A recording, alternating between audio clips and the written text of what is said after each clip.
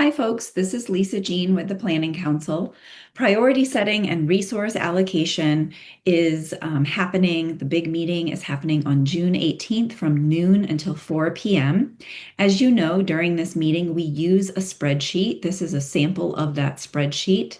And I wanted to take a moment just to explain how this spreadsheet works. You can review this video and hopefully it will answer some of the questions that you might have and get you fully prepared for the meeting on June 18th.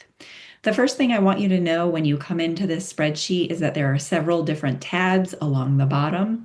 You want to be in the tab furthest to the left called June 2025 Allocation Worksheet.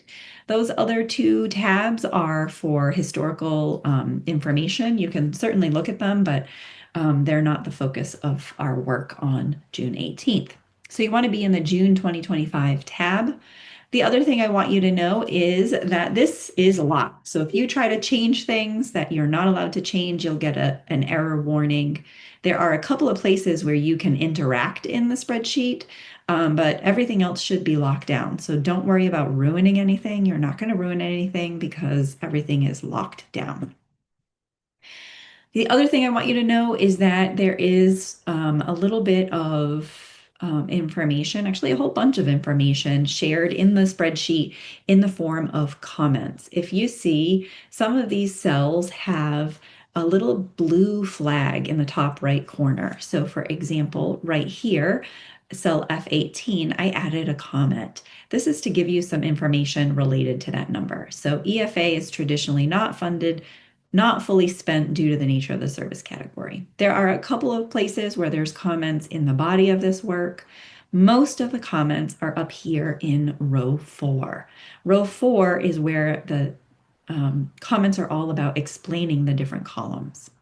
When you open those columns, if you see the little flag, you just want to land above it and hover above it, and it will show you the comments. Please note that you want to scroll down and see all of the different comments. The first comment is about what the column is. The second comment is about where the data can be pulled, where the data came from, excuse me. And comment number 3 is often a link to the data. So if you right click on this comment, a menu will appear and you can choose to open that and download the data if you want to look at it a little bit further. So that's how comments work. And I have used them throughout. So let's go ahead and look at some of these columns. Columns A and B are looking at the priority order. There are 14 different service categories that are funded in our service area, and every year, Planning Council is required to rank the priority order of all funded and non-funded service categories. So column A is the priority order that we voted on last year that will be used in the current fiscal year. Column B is the priority order that we'll vote on in June. So this priority order would be used next year, but it's the priority order that you'll vote on June 18th. So please review this priority ranking. There are some important shifts that happened during priority ranking. So if we're not at those strategy and finance meetings or you want more information, pop over into these slides, which you can right click on this link to get to and make sure you understand that because you will need to vote about the priority order during PSRA. Column C is the names of the service categories.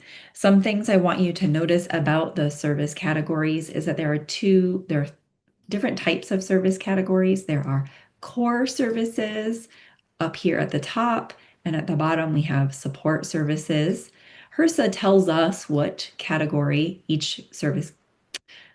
service categories are core and which service categories are considered support. So we can't change those. But it is important for us to notice because there is a rule that we must have at least 75% of our dollars must be spent on core services, and support services can be 25% or less of our total dollars spent. So you're going to want to pay attention to these red numbers here because that's where we're tracking. Core must be at 75% or higher, and support must be at 19% or lower. So you can see that those percentages for core and support are in red text. The other thing to notice about about service categories is that some of them are staff-based and some of them are deliverable-based. If they are staff-based, there is an asterisk after the name of the service category. The asterisk means that we are mostly paying for staff costs. So medical case management has an asterisk at the end. That means that we're mostly paying for staff costs. You see here that oral health does not have an asterisk, so that means that we're mostly paying for deliverables. We're not paying for staff costs. Again, another example is medical transportation services is there is no asterisk, so we're not paying for staff support. Psychosocial support is mostly paying for staff support. We have an asterisk at the end. Notice that I'm saying mostly paying for staff support. Psychosocial support is a great example. We pay for mostly the staff costs, the salaries of people who are planning and facilitating those support groups. But we're also paying for other things like food or fees to presenters who come into the support group. So it can cover many different things, but the biggest cost is for staff support. Okay, so let's move into, one more thing about service categories. There are some service categories down here, there's 15 additional service categories that we are not funding in our region, and those service categories do still need to be prioritized every year. Okay, so that's what you need to know about the service categories. Columns D and E are looking at fiscal year 2024 allocations. A fiscal year is different than a calendar year. The calendar year starts in January and ends in December, but organizations and grants, sometimes they can have a different fiscal year. And that just means the financial year when they're looking at their records. For Ryan White Part A, the fiscal year begins on March 1st and it ends at the end of February. So fiscal year 2024 began on March 1st, 2024, and it ended in February of 2025. Fiscal year 2025 just began this past March of 2025, and it will end in 2026. So in columns D and E, we're looking at allocations from fiscal year 2024. This is the fiscal year that we just wrapped up. Column D is looking at the allocation dollars, and column E is the allocation percentage. Planning Council every year during PSRA, we vote on and approve these percentages. So in June of 2023, the Planning Council voted on these percentage amounts. When the recipient got word of the 2024 grant amount, they said, HRSA sent them a notice and said, in fiscal year 2024, you're going to get $4,202,365. The recipient went back and used these percentages that were decided on by Planning Council and did the math to come up with these calculations. That was what was put into those service categories at the beginning of the year. Now, if we look at column F, G, and H, what we're looking at is fiscal year 2024 expenditures. Expenditures are basically how the money was actually used. So in column F, this is showing us how much money was used in each service category. So for example, home health care services spent $11,766. They spent exactly the amount that we allocated to them. In column F, those expenditures may be the same as what was allocated, or they may be different. They could be higher or lower, depending on how things folded out, how things happened throughout the year. So, something to notice in this column or to know about this column is that the final expenditures includes any changes during reallocation, if we moved funds into a category or if a service provider moved funds within different service categories, those changes would show up here. Again, in some categories, for example, medical case management, we initially planned to spend 1,143,000, but at the end of the year, what we actually spent was 1,227,000. Some of these categories you can see we spent less than what was allocated. So, for example, OAHS, we planned to spend $1,166,577. What was actually spent was slightly lower than that at $1,128,633. In row F, in column F, if something is blue, it indicates a service category where the final expenditures was less than the amount that we allocated at the beginning of the fiscal year. There are a couple of instances, mental health, and EFA, where I did not highlight them, and the explanation is in the comments. Next, we're going to look at column H. This is looking at the final year, the number of unduplicated clients. This is the number of unique individuals who used a service during a fiscal year. In some categories, a person might use a service more than once. A great example of this is psychosocial support. There are 90 individuals who went to support groups throughout the year. However, they may have gone to those support groups many different times. Maybe they went every week, or maybe they went multiple weeks every month. So multiple days every week. So 90 is the number of unique individuals who use the service, not the number of times the service was used. We like to look at this information that's in column H because it helps to know how many people are likely to be impacted by the change that you're making. So, for example, if you make a change to a category like non-medical case management, you are potentially impacting up to 1,400 people or more. But a smaller service category like EFA or psychosocial support, you would be impacting a fewer number of people. Okay, so now we're going to move into columns I and J. Columns I and J are looking at fiscal year 2025 flat funding. Something to know, so fiscal year 2025, we just started that fiscal year. All we really have is our allocation amount. We don't know how the year will end because it just started. And this year is very unique. As you note in this comment here, for flat funding scenario, we're using the fiscal year 2024 initial award.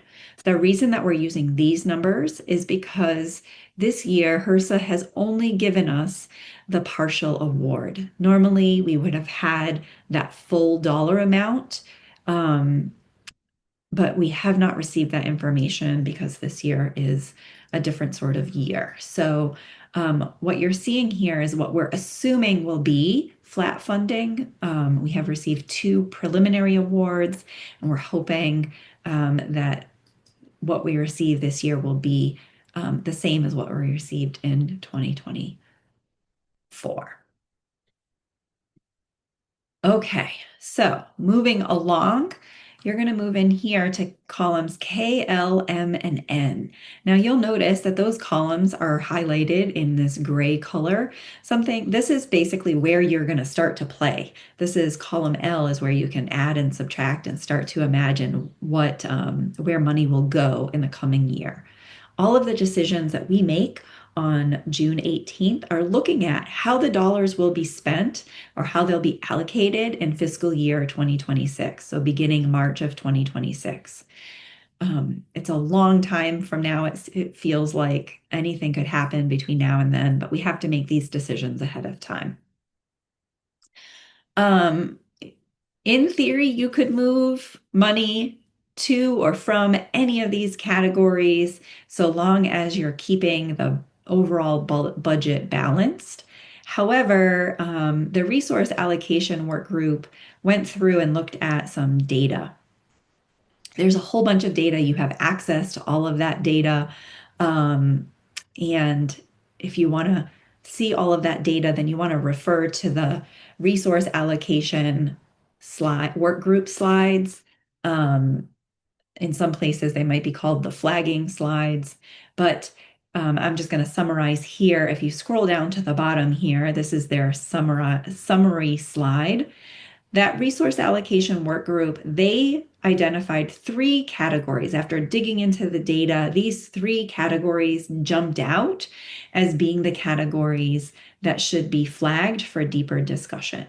There are two that are green: food bank home delivered meals and medical transportation. These are green because they might be considered for potential increases. The reasons are listed here. So food bank, their priority ranking for food bank home delivered meals increased by 6 spots. And also reallocation increased funds by 16%.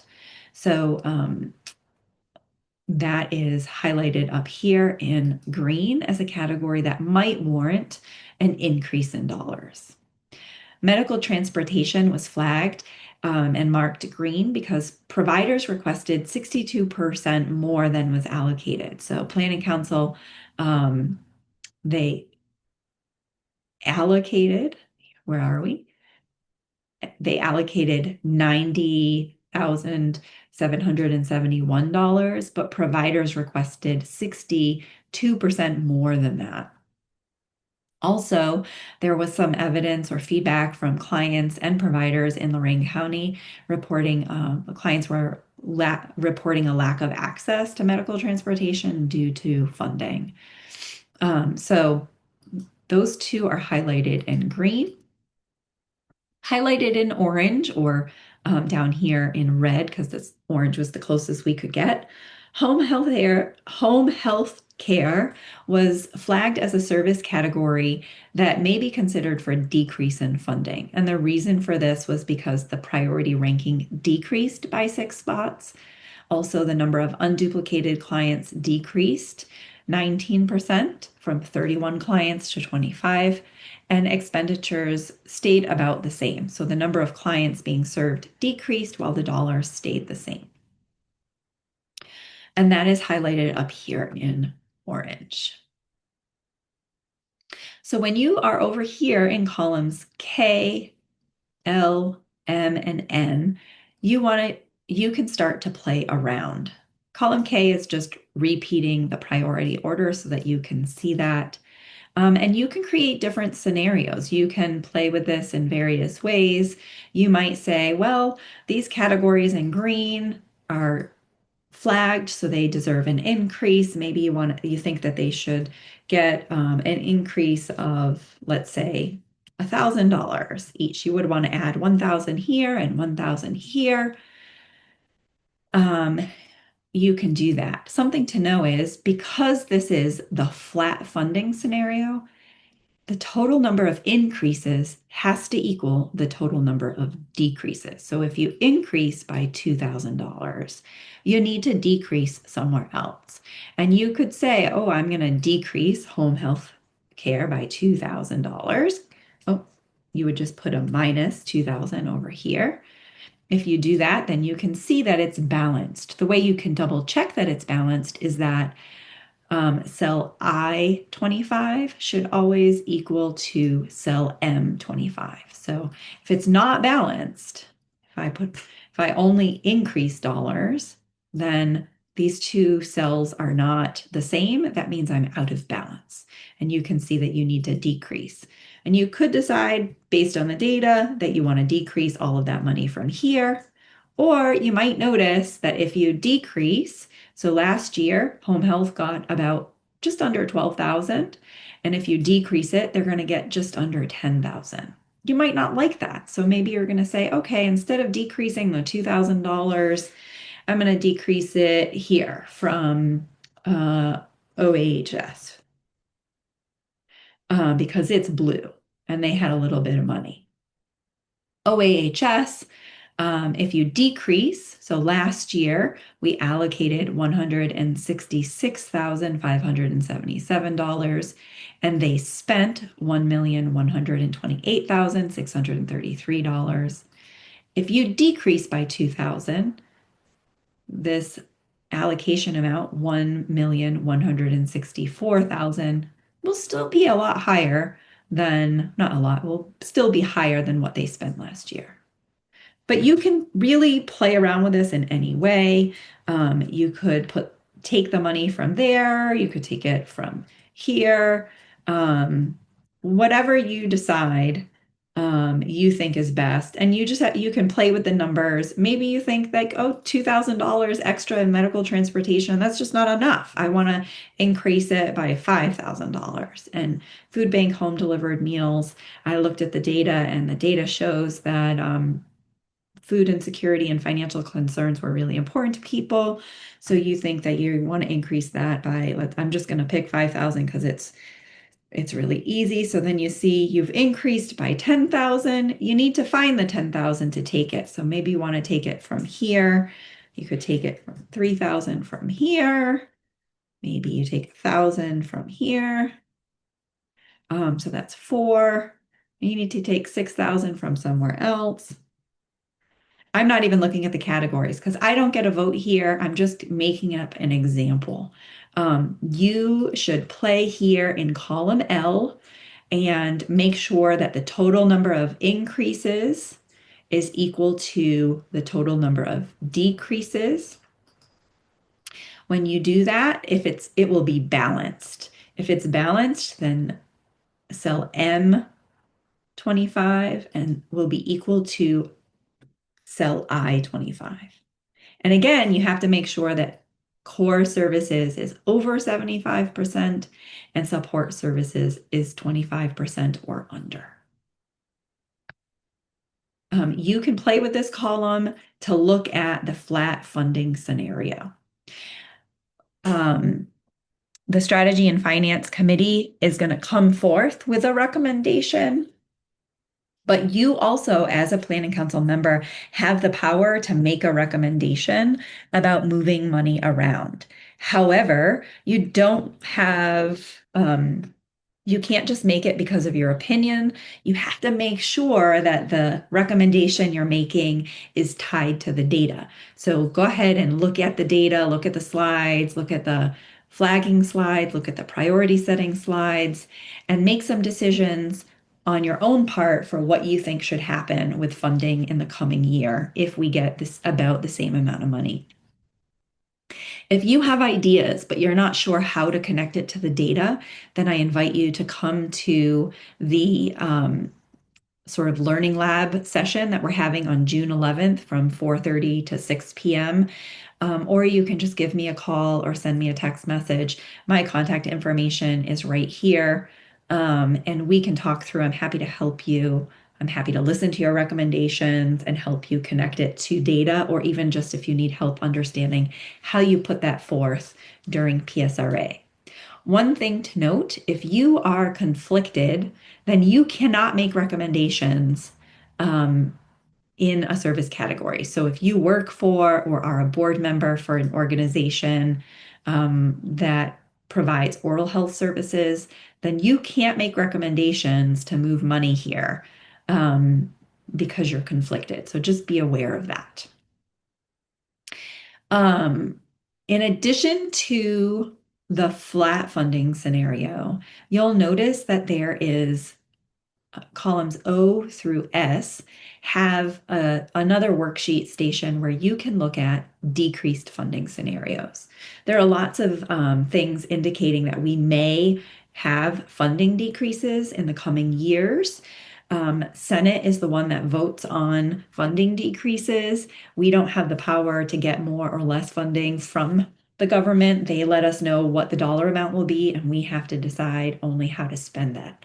So, in order to be prepared for potential decreased funding scenarios, I created this little area here where you can work that out. What you have here in column O is the allocation dollars if there is a decrease. So right now, if I set that to 0, then you're gonna see that column O, the decrease scenario, is actually the same as the flat funding scenario because that's a 0% decrease. However, you can change this. So if you come up here to cell S2, you could change this to 5%, you could change it to 30%, you could change it to 40, change it to 10. As you make that change, these numbers are updated in column O. Column P is showing you what the total amount would be decreased from each service category. Remember that if funding is decreased, say there is a 10% decrease, that decrease would stay the same across all of the different categories. So 10% would come from medical case management, 10% would come from mental health, 10% would come from oral health, unless the Planning Council votes to have a different allocation setting. So look at this and play around.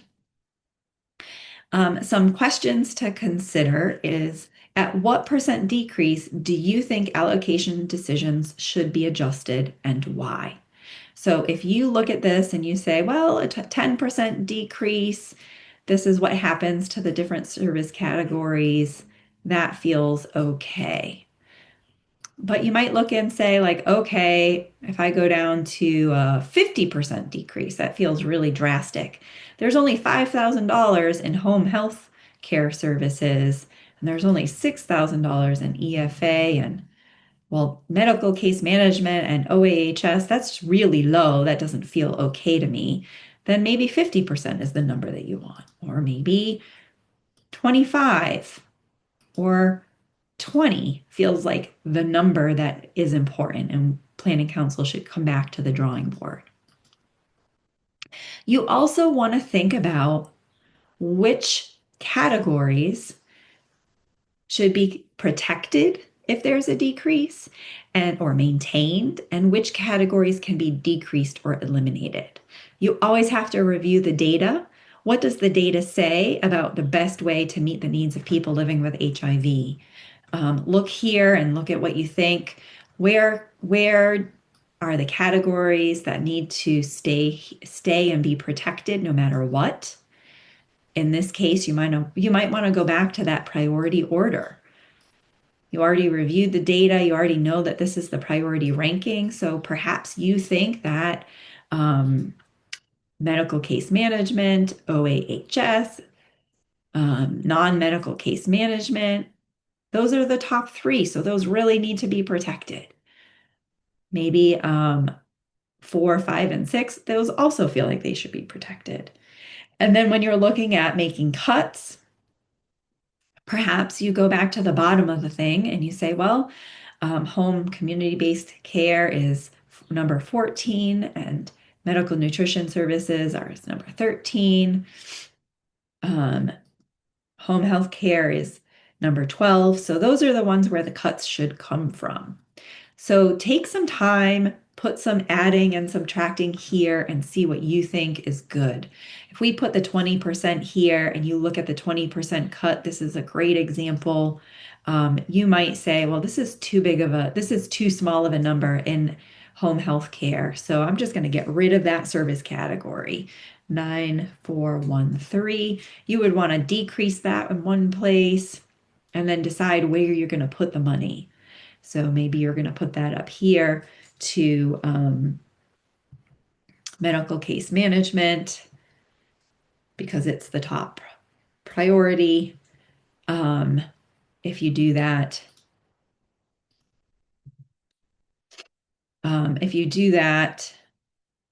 oh, what did I do?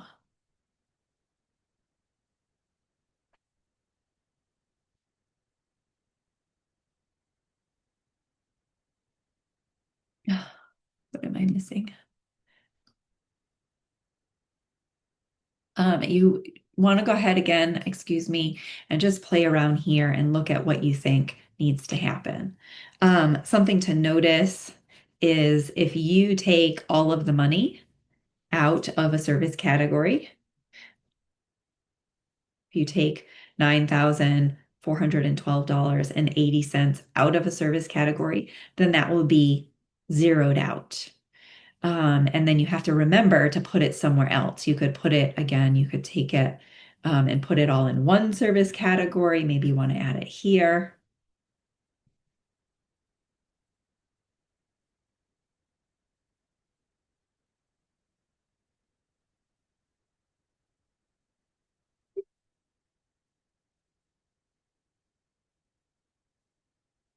Maybe you want to add it to OAHS because it's the second highest group. Or you could split that up. Look at the data, see what you think.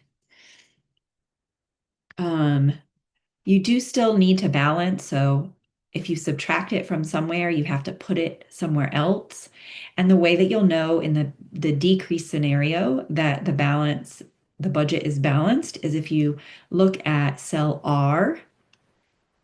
R25, that should be equal to cell O25. But if you change the percent decrease, that will automatically be out of whack and you need to make your adjustments again. It could also mean that these numbers are not adding up. So you want to go through and have a clear sense of what you think should happen in a flat funding scenario. And in the decrease scenario, you want to go ahead and play around, but you want to really target this question here, which is at what percent decrease do you think allocation decisions should be adjusted? And if those adjustments need to happen, which categories should be maintained and which categories can be decreased or eliminated? I'm going to go back in and highlight those questions later, but that's where they are in the spreadsheet for now. Thanks for taking this time to look at the spreadsheet and prepare for PSRA. This is the most important job of Planning Council. If you have any questions, please don't hesitate to call. My information is right here in the spreadsheet, my email address, my cell phone number. You can text or email or call. You could also come to the session on June 11th from 4:30 to 6 p.m. if you have some needs and you need to be supported in preparing for PSRA.